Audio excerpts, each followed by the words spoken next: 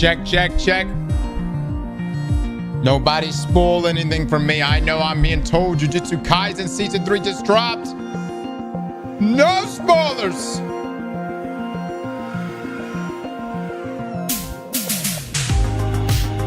Good to see everybody.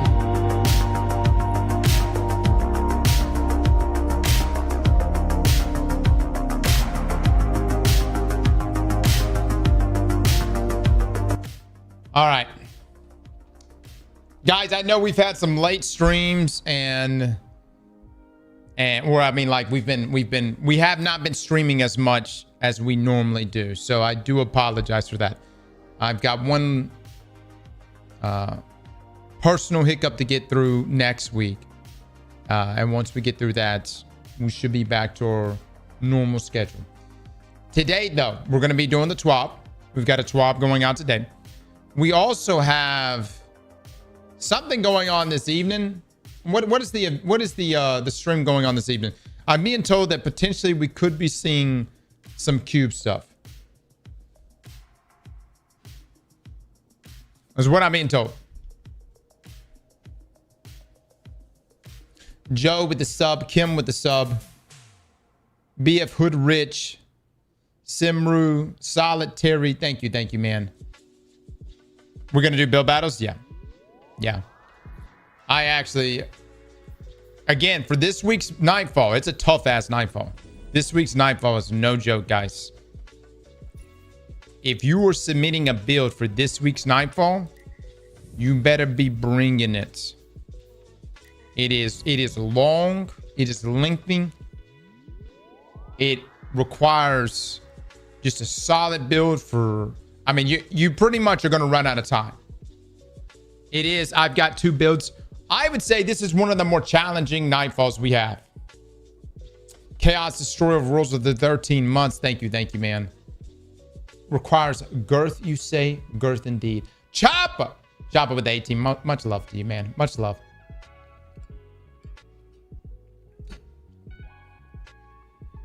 My man is fucking easy. What do you mean, though? Mass, can you drop me your name and come join me right now and show me how to solo this thing? I would love to watch you in action.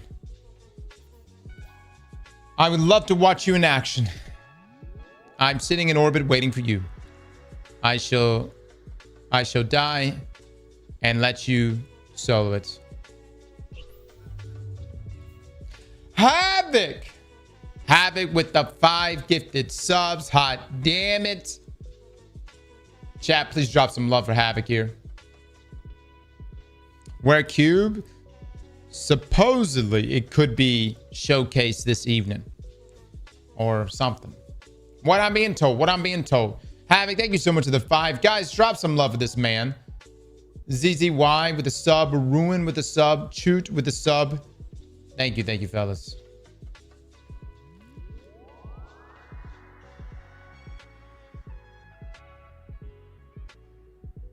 Mods, make sure we get the Excel spreadsheet up.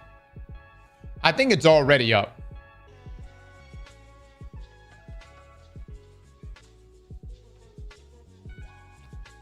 Mazzy Nation, you have gone very quiet. Are you not available?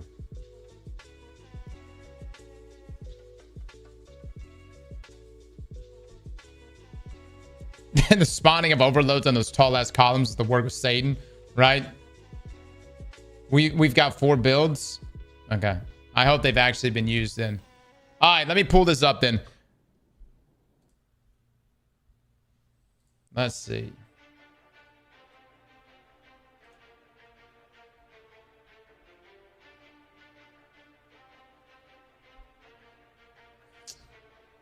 Yeah.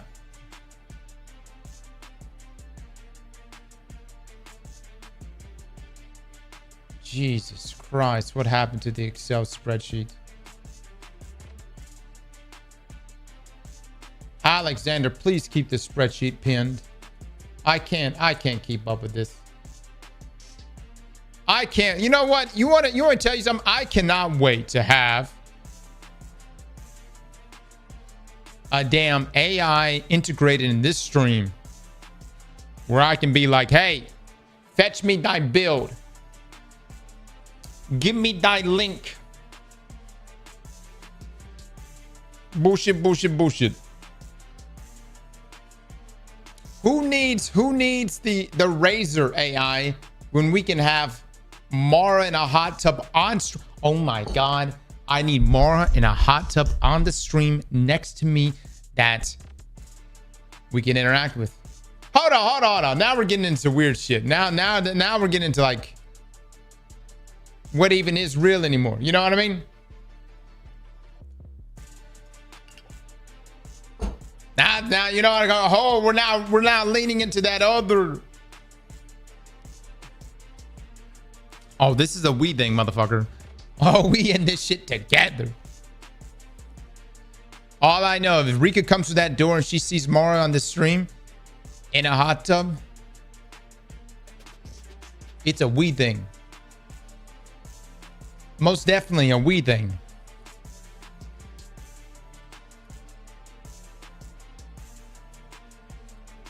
$43 months. If anything, I didn't even want to do it. Laughter, brother. It's been money well spent. Much love to you. Much love to you. Off the veneers this month. Aren't you happy? Biggie with the 43 months. Biggie, thank you so much. Hyper chat made me do it with the 28. Thank you. Thank you. Oh man.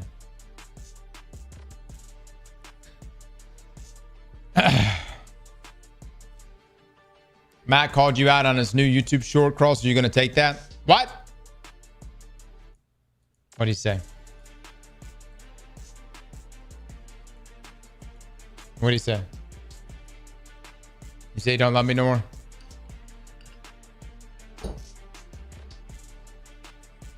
I submitted mine.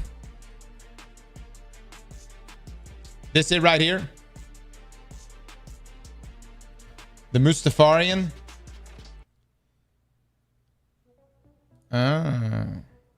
Did you solo? How much time did you have left? I beg you, the best of 2025 video win. It's being worked on, boys. It's being worked on. It's those videos take a really long time, guys. A really long time. Motherfucker, you put me up a short of last week's Nightfall.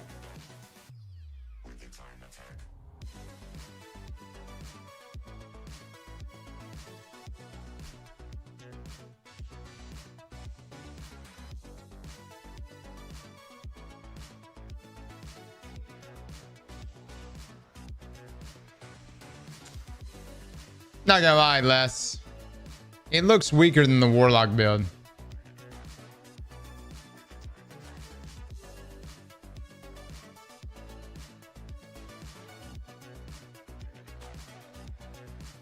Yeah. Oh, and the Twitch plug.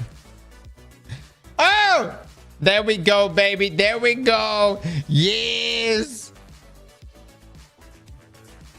Okay. Such a hater for hunters. I had 7 minutes left on my best run, but keep in mind the positive boons for the Nightfall change.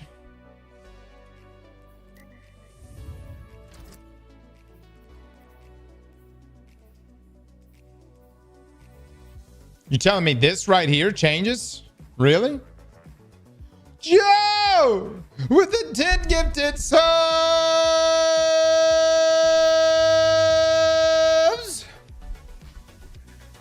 Oh. Joe, thank you so much for the 10. Chat, please drop some love and eggplants right now. God damn it. We got some big gifters in here. It was Shot Caller and Stacy Side yesterday. Strand Surges for the week. Okay. Okay.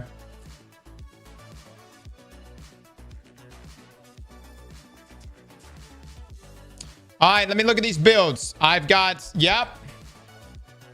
Okay.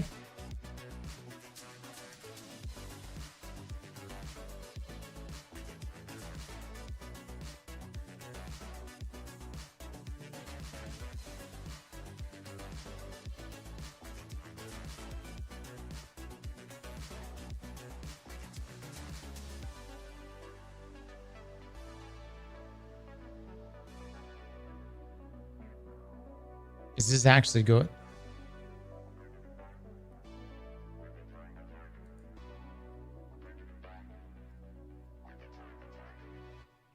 Do less as hunter build?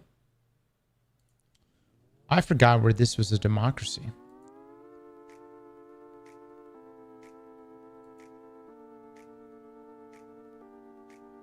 I choose the builds. And to be quite honest with you, I wasn't that impressed. Based on the one clip that I saw.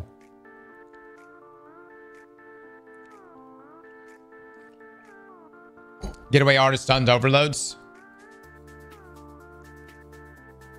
Try it then. Savage with the 10 gifted subs.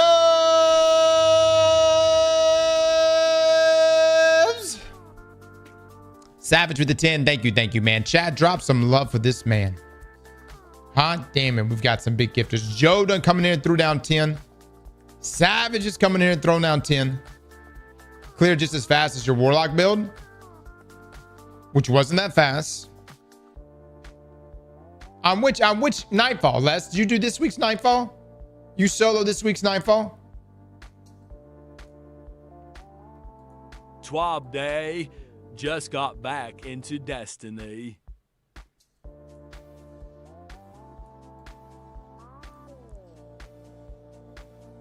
Alright.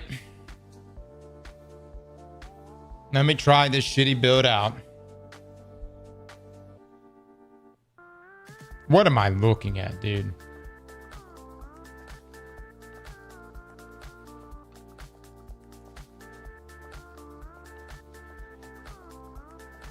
I don't even know if I have. You never believe? Hell no, I don't believe.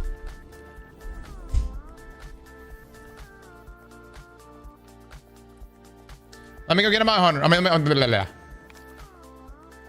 go get in my Titan right now. All right. All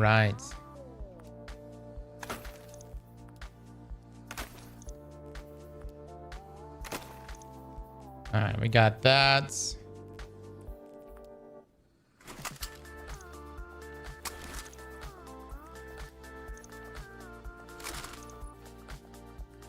Liam's actually he's been playing on my account in the evenings.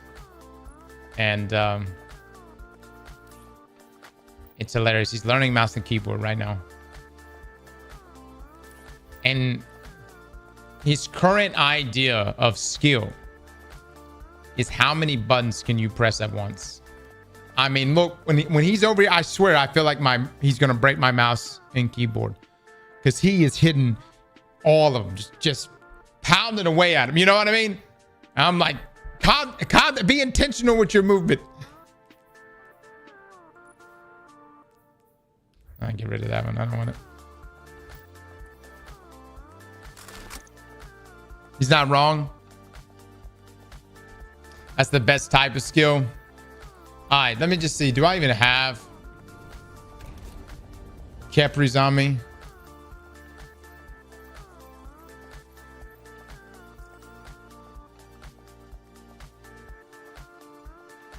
I don't even think I got Kepri. Hold on. I'll have to go get one. Yep, we got to go get one. I don't even own a Kepri. What do you want on it? Loco, what do you want on it?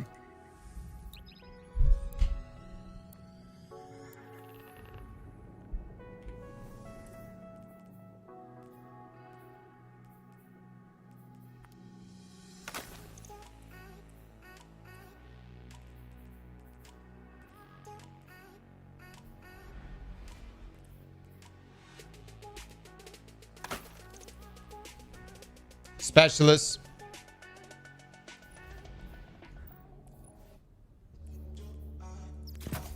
Yep. You're gonna do it wrong, at least do it hard.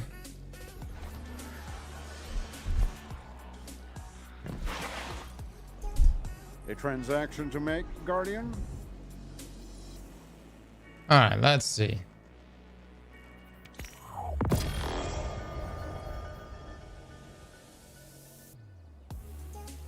That's a gunner. I don't really want that. fuck, dude. I'm already out of space. Oh, how is this my life? This is awful, dude. Remain vigilant, Guardian. We may Absolutely never quite awful. be as safe as we The think. warlocks will make the difference. Mark my words.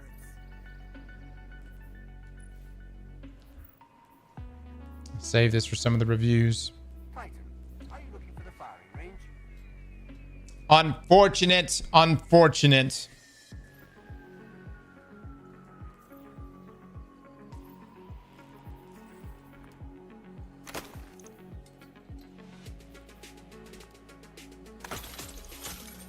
Even with the most difficult ciphers, all that is required is dude. the right key. Destiny was so much fun when I could keep everything for like 2 weeks.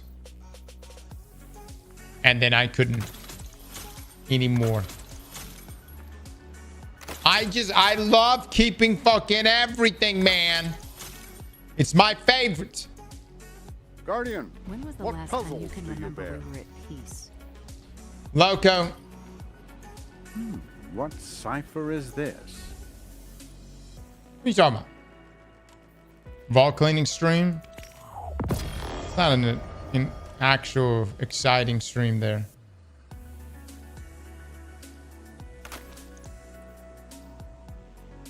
What's the armor set you want with this logo?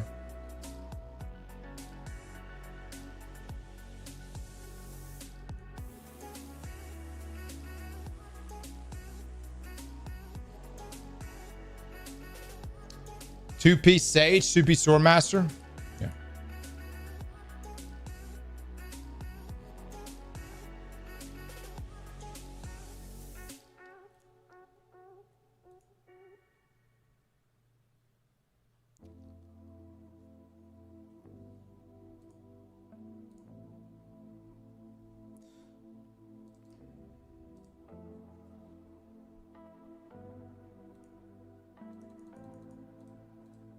Oh.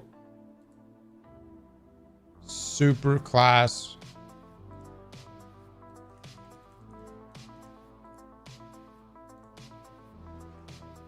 Best I can get on super. Weapons, though. How you feel about that?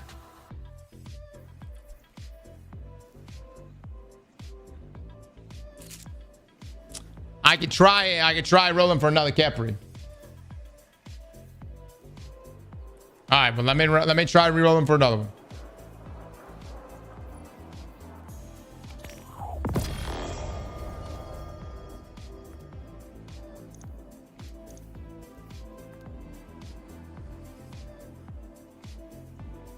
The grenade is just for emergency heal.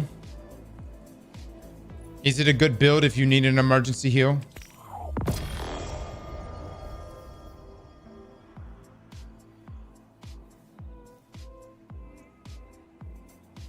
How you like this one? It isn't needed.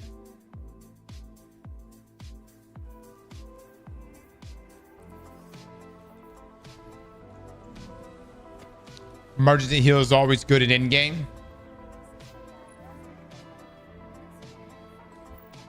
Right. Sounds like a shite build to me, man. Now, if only we could get it uncompressed.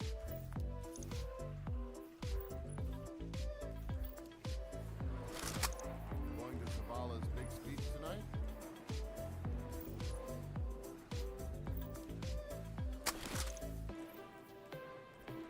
I don't have time for this. Oh, ambush. Oh, so many weapons we still need to review. Holy fuck.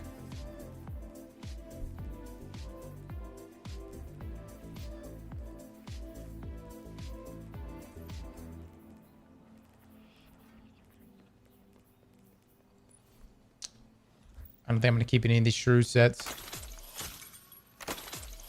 Or thriving.